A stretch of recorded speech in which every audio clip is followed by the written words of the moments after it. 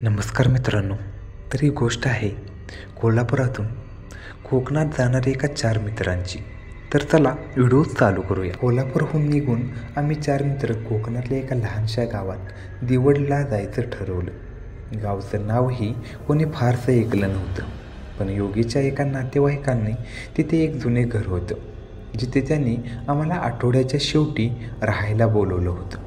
मी, प्रतीक, योगेश, सागर आणि करण आमची गाडी रात्री 9 वाजता भरून निघाली. गाणी, खसखस हास्य आणि गुगलकडे पाहत आमचा प्रवास सुरू झाला. कोल्हापूरहून रत्नागिरीकडे जाणारा घाट रस्ता अंधारलेला होता, पण आम्हाला फारसं काही वाटत नव्हतं. एकटं जंगल, आधीमध्ये वळण आणि कुठून तरी येणारा पक्ष्यांचा किंवा प्राण्यांचा आवाज. अरे, या वळणावर आधी एक अपघात झाला होता, माझ्या वडिलांनी सांगितलं होतं. योगेशने एकदम सांगितलं. कुठं? इथे? सागरने विचारलं. हो, दिवडगावच्या अगोदर एक वळण आहे, सावलीचं वळण म्हणतात त्याला. गाडी चालवत असतानाच मी त्या नावावर थोडा थांबलो. सावलीचं वळण? हो, सांगतात की रात्री 11 नंतर त्या वळणावर एक बाई उभी असते. आम्ही सगळे हसलो, पण त्याच्या चेहऱ्यावर भीती होती. अरे, असेच लोक बोलतात, खरं नसतं काही. करणने वातावरण हलकं केलं, पण कुठेतरी आतल्या आत त्या नावाने थोडीशी थंडी अंगावर आली. रात्री 11:30 वाजता आम्ही त्या सावलीचं वळण नावच्या ठिकाणी पोहोचलो. रस्त्यावर एकही गाडी नव्हती. मोबाईल नेटवर्क गायब झालं होतं आणि आजूबाजूला केवळ काळोख आणि झाडांची सावली दिसत होती. कारची हेडलाईट समोरचा रस्ता दाखवत होती, पण त्यातही काही एक थांबलेलं वाटत होतं. जणू प्रकाश पुढे जाण्याची भीती वाटत होती. थोडा ब्रेक घेऊ का इथे? मी विचारलं. डोळ्यांना जरा विश्रांती द्यायची हवी. आम्ही गाडी बाजूला लावली. वातावरणात एक विचित्र शांतता होती. झाडांची पानंही सळसळत नव्हती. सागर गाडीतून उतरला आणि झाडाच्या दिशेने लघवीसाठी गेला. तेवढ्यात अचानक बाई बाई कोण बाई उभी आहे का समोर? करणने जोरात ओरडलं. सगळे एकदम गप्प. आम्ही पाहिलं, समोरच्या वळणावर एक अस्पष्ट आकृती उभी होती. ती बाईसारखी दिसत होती.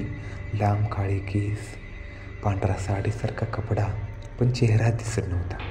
मी पटकन कारचं लाईट फ्लॅश केलं आणि ती तिथेच होती. सागरला बोलवा, लगेच गाडीत या, मी किंचाळलो. सागर मागे आला, पण त्याच्या चेहऱ्यावर काही वेगळं होतं. तो शांत होता, डोळे थेट त्या वळणाकडे. ती बाई मला बोलवत होती. ती हळू आवाजात म्हणाला. सागरचं ते वाक्य ऐकल्यावर आम्ही सगळे गप्प झालो. ती बाई मला बोलवत होती. सागर, हे काय बोलतोयस? कुणीच नाही तिथे, करण त्याला हलवत म्हणाला. तुला काही दिसलं असं वाटत असेल, मी थोडं समजावत बोललो, पण सागरचा चेहरा निर्विकार होता. जणू त्याच्या डोळ्यात भानच उरलेलं नव्हतं. अचानक त्यांनी हसण्यास सुरुवात केली. एक विचित्र ओंगळ हास्य. आपण आलोय तिच्याकडे, आता कोणी परत जाऊ शकत नाही. योगेश आणि करण एकमेकांकडे पाहू लागले. मी सागरच्या हातात हात पकडून त्याला गाडीत बसवलं. चल, दिवड गाठूया पटकन, सकाळच व्हावं काय करायचं. गाडी सुरू केली, पण GPS काम करत नव्हता. काही वेळाने आम्ही एक विचित्र रस्ता घेतला. आम्हाला वाटलं दिवड जवळ आलं, पण एक विचित्र दाट जंगल सुरू झालं. गाडी थांबली. समोर एक पाटी होती. दिवड गावामध्ये आपले स्वागत आहे. पण गाव एकदम शांत.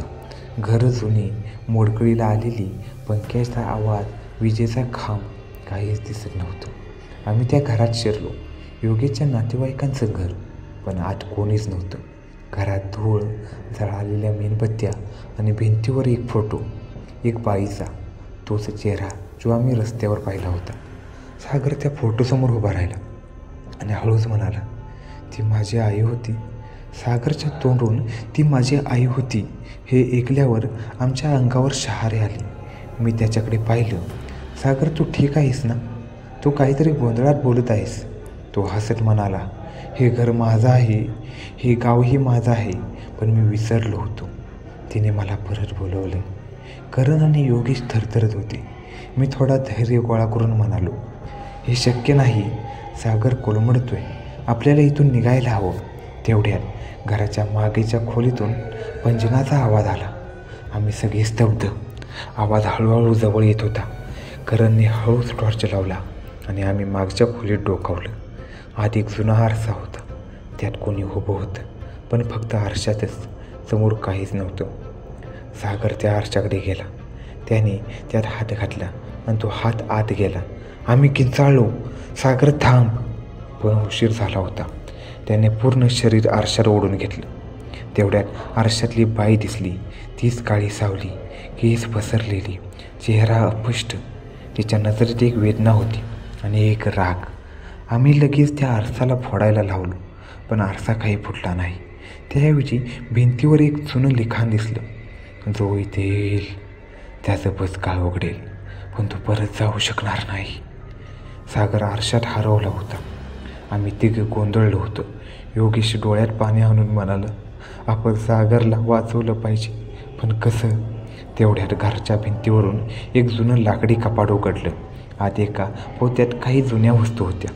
एक काळ्या धाग्याचं कवच, एक लाल कुंकवाचा डबा आणि एक जुनी वही. मी वही उघडली. त्यात लिहिलं होतं, ही सावली एकेकाळी माझी मुलगी होती. तिचं नाव रेवती. गावाने तिला जिवंत पुरलं. आता ती परत आली आहे. ती केवळ त्या व्यक्तीला घेऊन जाईल जो तिचा रक्ताचा आहे. मी आणि करण एकमेकांकडे पाहिलं. सागर तिचा रक्ताचा नातेसंबंध असलेला आहे. काळं कवच आम्ही हातात घेतलं. योगेशने ते आपल्या गळ्यात घातलं. आम्ही निर्णय घेतला, आरशात परत पाहिलं. सागरला तिथून बाहेर काढलं पाहिजे. आरशात पाहिलं तर सागर एका जुन्या विहिरीजवळ उभा होता. मागे सावली होती. तो काहीतरी बोलत होता, पण ऐकू येत नव्हतं. मी वहीतून एक मंत्र वाचला. आरशाला हात लावताच आमचं शरीर एका थंडीच्या झटक्यात विहिरीच्या आसपास पोचलं. सागर तिथे होता, पण त्याचे डोळे लाल, शरीर थरथरत होतं. तो म्हणाला, तुम्ही आलात, पण ते आता सोडणार नाही. ती रागवेल. विहिरीभोवती काळोख गडद होत झाला होता. सागर आमच्यासमोर होता, पण त्याच्या शरीरावर सावलीचा प्रभाव स्पष्ट होता. त्याचे डोळे लालसर, आवाज ओळखीपेक्षा वेगळा वाटत होता. तुम्ही परत जा, ती मला घेऊन जाणार आहे. हे माझे भोग आहेत. मी त्याच्या जवळ गेलो. कवच पुढे करत म्हणालो, सागर, ही तुझी चूक नाही. त्या सावलीला माफ करण्याचं बळ हवं आहे, भीतीचं नाही. तेवढ्यात सावली समोर आली. केस भिरभिरत होते. तिच्या चेहऱ्यावर संताप होता. तिचा आवाज सडसडीत गडद, त्याचं रक्त माझं आहे, त्याचा जीव माझा आहे. कोणीही मला थांबवू शकत नाही. मी वहीतून शेवटचा मंत्र वाचला. कवच सागरच्या गळ्यात घातलं. एक प्रचंड प्रकाश उसळला. सावली किंचाळली. हवेत विरघुळे लागली. ती माझी मुलगी होतीस, पण तुझा सोड तुझ्या आत्म्याचा बंदिस्त ठेवत आहे. मी ओरडलो. सावली एक क्षण स्तब्ध झाली. मग तिचे डोळे पाणावले. तिचं रडणं हलकं झालं. माझा सूड संपला. ती शांतपणे हवेत विरघळली. अंधार गेला. सागर शुद्धीवर आला. सकाळ झाली. आम्ही त्या जुन्या घरातून बाहेर पडलो. गाव पूर्वीसारखं शांत वाटत होतं. सागर पुन्हा एकदा आपला भूतकाळ विसरू पाहत होता. तो म्हणाला, ती फक्त न्याय मागत होती आणि तिला अखेर मिळालाही. त्या दिवसानंतर आम्ही कोणत्याच सावलीचा पाठलाग ऐकला नाही. पण जेव्हा आकाश ढगाळ होतं आणि रात्री एखादी जुनं घर थरथरतं, तेव्हा वाटतं कदाचित सावली अजूनही पाहत आहे. ही कथा इथे संपते, पण तिचं गूढ अजूनही दरवाजाच्या आत कुठेतरी जिवंत आहे. धन्यवाद. तर ही कथा तुम्हाला आवडली असेल तर व्हिडिओला लाईक आणि चॅनलला सबस्क्राईब जरूर करा. थँक्यू.